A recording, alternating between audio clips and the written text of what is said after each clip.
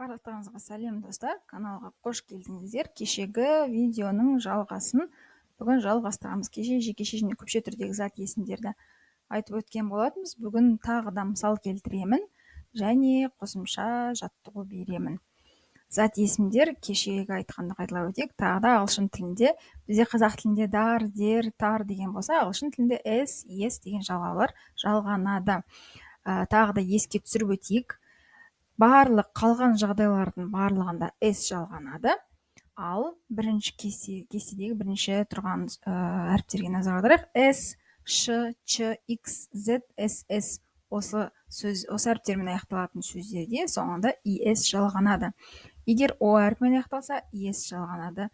Дауыссыз y әрпімен аяқталса, y айға өзгеріп кетеді де is жалғанады. F не болмаса f e әріптерімен аяқталса, онда v әрпіне өзгеріп vs болады. Ал басқа жағдайлардың барлығында s жалғанады.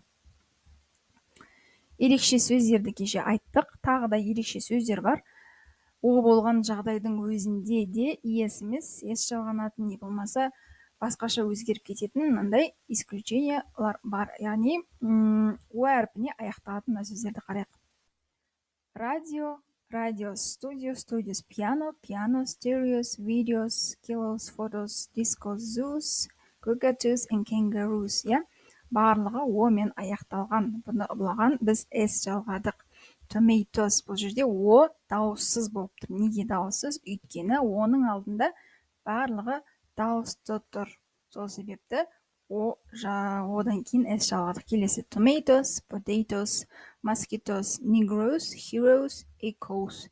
Осындай омен аяқталатын сөздер бар. Бұл жерде алдында дауыссыз тұрғаннан кейін о дауысты соңына, сол себепті is жалғадық. Кейбір исключениялар бар.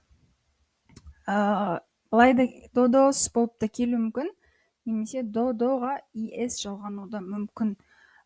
Кейін біраз тілді үйренгеннен кейін сіздерде өздеріңізде ағылшынға деген бір интуиция пайда болады да, және қандай жалғау керек, қай кезде не тұрады, сөздердің переводын сіздер уже автоматически біліп тұрасыздар. Ол кішкене практикамен келеді, ол үшін сәл көптеген жаттығу керек және көптеп кітап аудару қажет.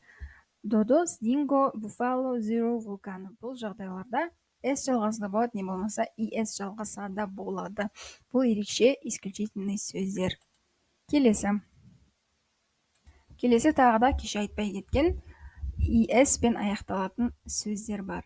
is не болмаса деген кейбір сөздер бар аяқталатын.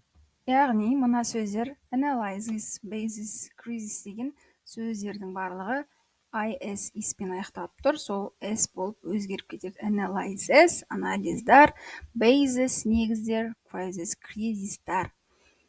Hypothesis, hypothesis болып өзгерді. Oasis, oasis. Parenthesis, parenthesis. Thesis, thesis болып өзгерді.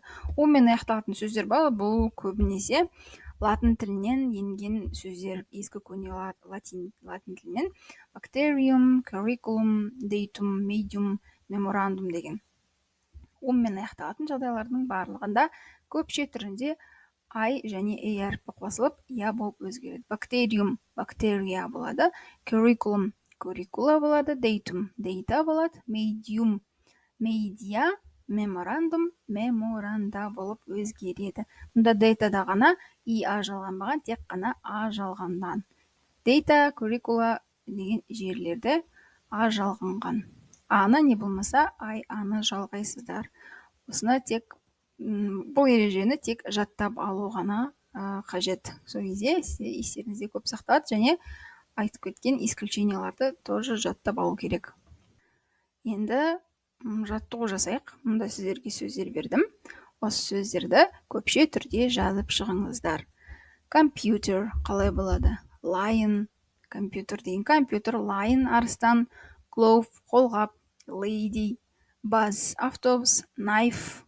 Назар аударыңыздар, f пен аяқталып тұр. F пен аяқталса, онда қалай жалғаймыз дейді? Көпше түрінде vs, knives болып өзгереді. Potato, potatoes, desk, boat, child, boy, sheep, leg, watch, tooth, flower, play, umbrella, foot, phone, person, armchair, tomato, theater, wolf, ox, woman, subway, deer, elephant, monkey, fox, family, goose, butterfly, tram, daddy, and man.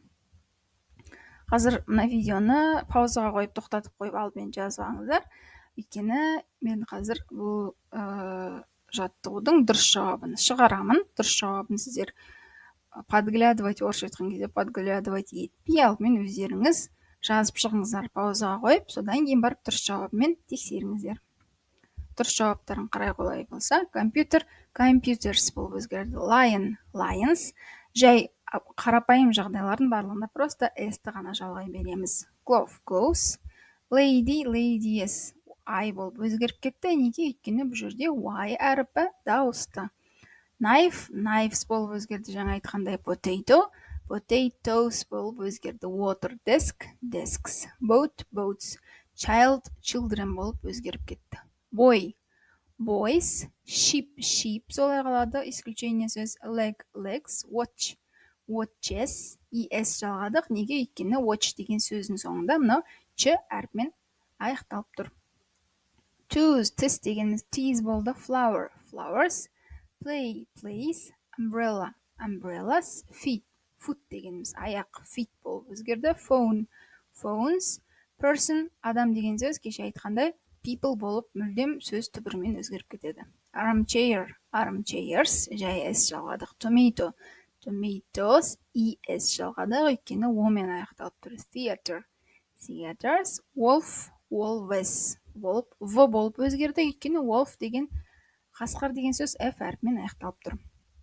Ox, өгіз деген сөз oxen болып өзгерді. Woman, women бір әріп өзгерді. Subway, subways. Deer, бұғы сөзі дәл солай қалды. Elephant, elephants. Monkey, monkeys. Fox, foxes. Family, families. I-ға өзгеріп кетті, өйткені соңы y-мен аяқталып тұр. Goose, geese болып өзгерді. Butterfly, butterflies. Y түсіп қалды да I-ға айланды. Tram, trams. Daddy, daddies. Бұл жерде де y түсіп қалды. Неге? Өйткені y дауысты. Man, менға айланып кетті. Олай болса, осымен жаттығу аяқталды.